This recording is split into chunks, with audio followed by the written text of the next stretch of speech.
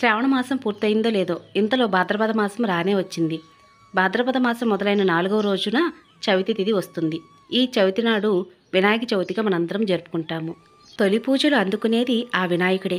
ఆదిదేవుడైన వినాయకుడిని పూజించటానికి అమావాస్య తర్వాత ఇంటిని పూజాగదిని ఎప్పుడు శుభ్రం చేయాలి? 2024 సంవత్సరంలో సెప్టెంబర్ 7వ తారీఖు శనివారంతో మనకు వినాయక చవితి పండుగ అనేది వస్తుందండి. మరి పూజ ఏ సమయంలో చేయాలి అనే విషయాలన్నిటి గురించి తెలుపుతూ వినాయక చవితికి ముందుగా చేసుకోవాల్సిన ఏర్పాట్ల గురించి మీకు ఈ వీడియో అయితే షేర్ చేయబోతున్నానండి. వీడియో స్కిప్ చేయకుండా చూసినట్లయితే వినాయక చవితి పండుగకి ముందుగా చేయవలసిన ఏర్పాట్లు ఏమిటనే విషయం చాలా క్లియర్గా అర్థమవుతుంది. అందరికీ నమస్కారం అండి. అందరూ ఎలా ఉన్నారు? బాగున్నారా? నేను బాగున్నాను. మీరు ఇంకా బాగుండాలని మనస్ఫూర్తిగా కోరుకుంటున్నాను. ఇంటికి మామిడి తోరణం కట్టడంతో ఆ ఇంట్లో శుభకార్యం జరుగుతుంది లేదా పండుగ పర్వదినం జరుగుతుందని అర్థం. ఇంట్లోకి దేవుని ఆహ్వానించేటప్పుడు ఇంటి ప్రధాన గుమ్మని సింహద్వారానికి ఇలా మామిడి తోరణం కట్టి ఇంట్లోకి దేవతలను ఆహ్వానం పలకడం లాంటిది. మనకి అతి త్వరలో వినాయక చవితి రాబోతుంది. వినాయక చవితి పండుగ కోసం ముందుగా చేయవలసిన ఏర్పాట్లలో ఇంటిని పూజా గదిని ముందుగా శుభ్రం చేసుకోవాలండి.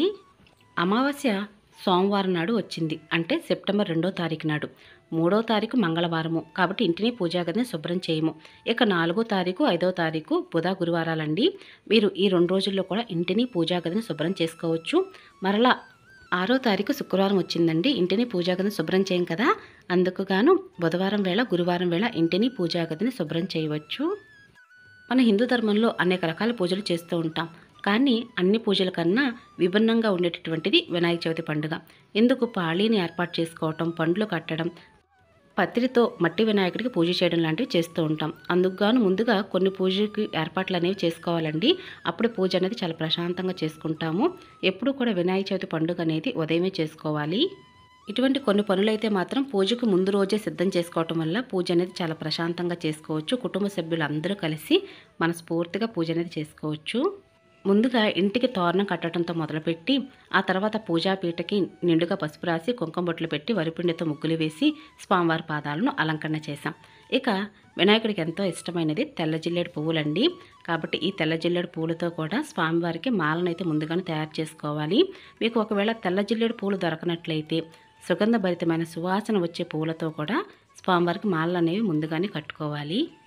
ఎక్కడైతే పూజాపీఠను ఏర్పరుస్తున్నారో ఆ ప్రదేశంలో కూడా పసుపు నీటితో కానీ గోమయంతో కానీ అలికి లేదా జాజుతో అయినా సరే అలికి వరిపిండితో ముగ్గులు అనేది వేసుకోవాలి.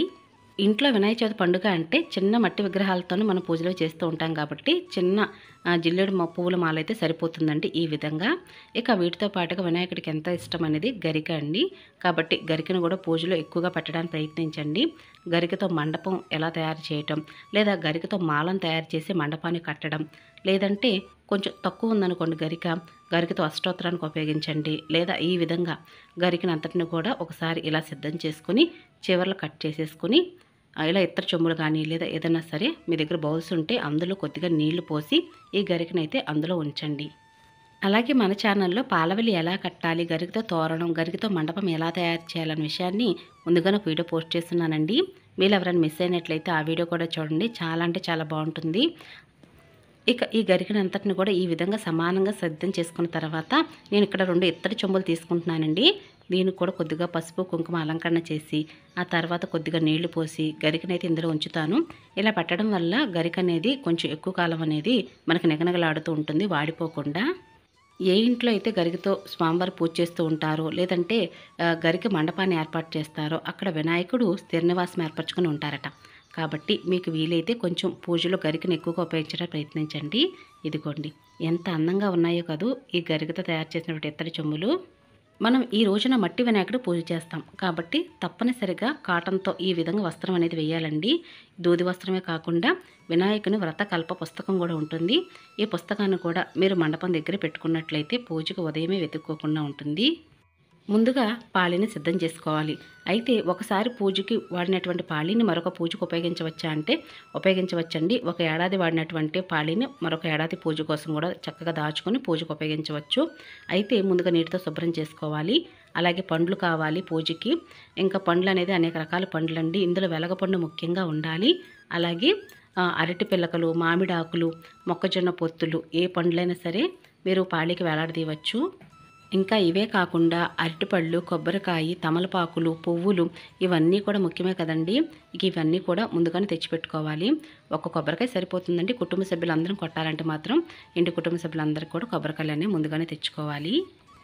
పాళీకి కొద్దిగా మేకులు అనేవి ఉంటాయి కదండి. కొంచెం జాగ్రత్తగా అయితే పసుపు రాయవలసి ఉంటుంది. అందుకని ఇక్కడ నేను ఒక చిన్న కాటన్ క్లాత్ అయితే తీసుకున్నాను. పసుపు కొద్దిగా నీళ్ళలో వేసి ఇలా ఈ విధంగా రాస్తున్నానండి, చేతికి మేకులు అవి గుచ్చుకోకుండా. 2024 సంవత్సరంలో సెప్టెంబర్ 7వ తారీఖు నాడు శనివారం వేళ మనకి వినాయక చవితి అనేది వస్తుందండి. మరి ఈ వినాయక చవితి పండుగ వేళ మనం పూజ ఏ సమయంలో చేయాలనే విషయం తెలుసుకుందాం. మరి స్వస్తి శ్రీ చాంద్రమాన శ్రీ క్రోధనామ సంవత్సరం దక్షిణాయనం వర్ష ఋతువు భాద్రపద మాసం శుక్లపక్షం. చవితి తిథి అనేది సెప్టెంబర్ 6వ తారీఖు 2024 సంవత్సరంలో శుక్రవారం వేళ ఉదయం 11:52 నుంచి అయితే మొదలైందండి. అలాగే సెప్టెంబర్ 7వ తారీఖు శనివారం వేళ మధ్యాహ్నం 1:50 వరకు ఉంటుంది ఈ చవితి తిథి అనేది.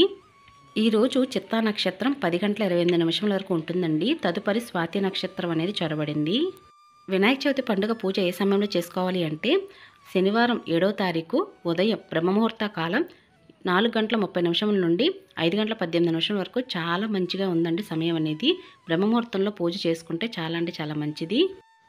మళ్ళీ పూజా సమయం 10:30 నుండి 12:40 వరకు పూజా సమయం చాలా అంటే చాలా బాగుందండి. కాబట్టి ఆ సమయంలో పూజ అయితే చేయవచ్చు. అదేంటండి బ్రహ్మముహూర్త కాలం నుంచి మళ్ళీ పూజా సమయానికి చాలా టైమే ఉంది కదా, ఈ మధ్యకాలంలో ఎందుకు పూజ చేయకూడదు అంటే యమగండం, వర్జ్యం, ఈ రాహుకాలం ఇవన్నీ కూడా ఈ మధ్య సమయంలో ఉందండి. అందుకే పూజ చేయడానికి సమయం అంతగా బాగాలేదు.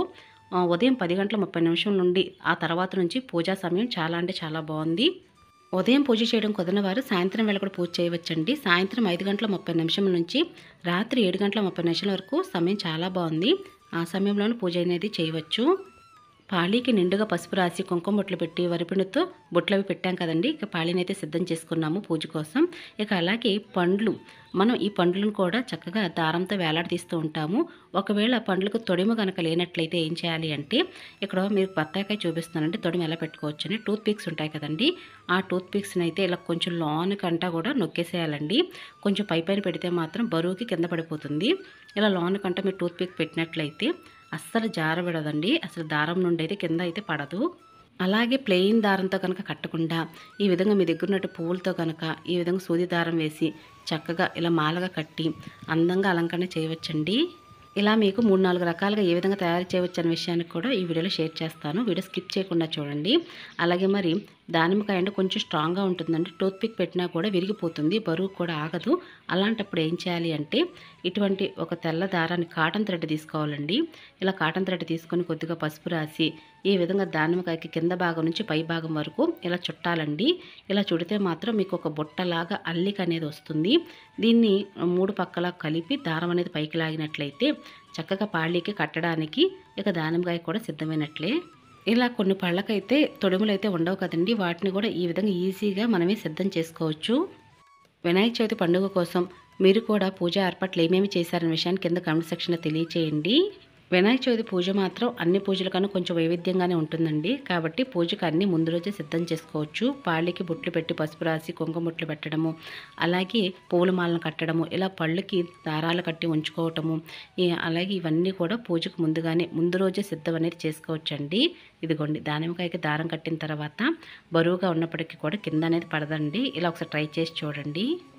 ఇంకా యాపిల్ అండి. యాపిల్కి అయితే నేను ఏం చేస్తున్నానంటే రెడ్ కలర్ కాబట్టి గ్రీన్ కలర్ మామిడాకులు, మీరు తమలపాకులు కూడా తీసుకోవచ్చు. లేదంటే మీ దగ్గర ఏ చెట్టు ఆకులు ఉన్నా సరే ఆకులు తీసుకుని ఈ విధంగా మడిచి ఆ తర్వాత ఒకసారి సూత్తు కనుక కూర్చున్నట్లయితే దారానికి అలాగే పండుకి అలాగే పాళీకి కట్టినప్పుడు చాలా అంటే చాలా అందంగా కనిపిస్తుంది. ఒకసారి ట్రై చేసి చూడండి, మీరు కూడా ఆశ్చర్యపోతారు ఎంత అందంగా కనిపిస్తుందో పాళీకి అలంకరణ చేసినప్పుడు. ఇంకా మీ దగ్గర ఏమైనా ఐడియాస్ ఉంటే మాత్రం కింద కామెంట్ సెక్షన్లో నాకు కూడా తెలియచేయండి. ఇలా మామిడాకులను కుట్టిన తర్వాత చూడడానికి ఈ విధంగా ఉంటుందండి. చూడండి ఎంత అందంగా కనిపిస్తుందో. అలాగే జామకాయ అండి, ఇవి మా చెట్టు జామకాయలేనండి. చక్కగా దారం తీసుకొని ఈ విధంగా ఒకసారి ముడి వేసుకున్న తర్వాత చివరి భాగాన సూదెక్కించుకొని సూదికి ఇక్కడ ఎర్రటి మందారాలు కనిపిస్తున్నాయి కదండి, ఈ మందార పువ్వులన్నింటినీ కూడా చక్కగా వీటిని గుచ్చచ్చు. చూడడానికి ఈ మాల చాలా అందంగా కనిపిస్తుంది.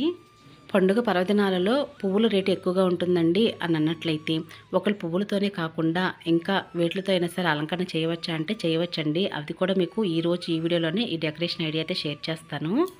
పాళీ చుట్టూ కూడా 4 పక్కల అరటి పిలకల కట్టడం వలన మండపం తయారవుతుందండి.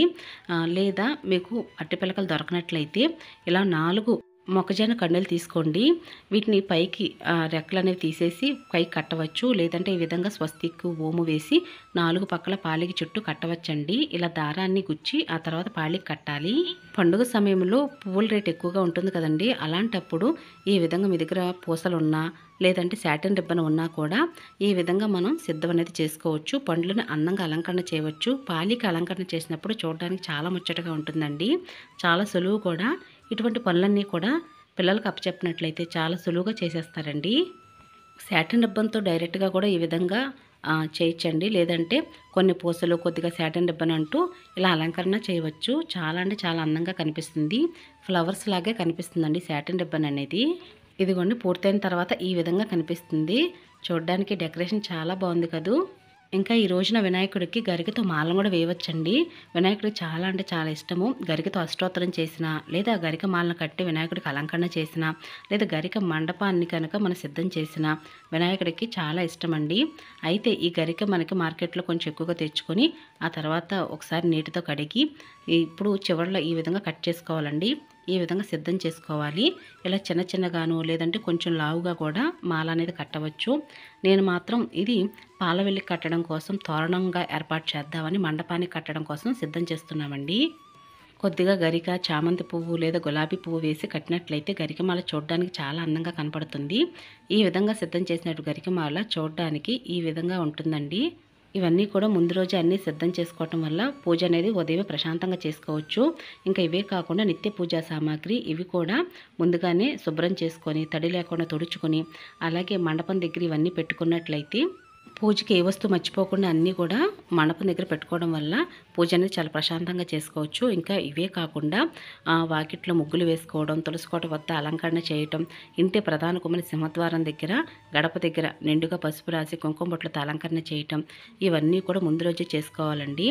ఈరోజు పూజకు అన్నీ సిద్ధం చేస్తున్నాం కాబట్టి ఈ రోజున ఇంట్లో నాన్ వెజ్ అది వండకూడదు, తినకూడదండి. మరి ఈ రోజున వినాయకుడి యొక్క ప్రతిమను ఇంటికి తీసుకురావచ్చా అంటే తీసుకురావచ్చండి. ముందు రోజే వినాయకుడి యొక్క ప్రతిమ, పత్రి ఇవన్నీ కూడా ముందు రోజే తెచ్చుకోవచ్చు.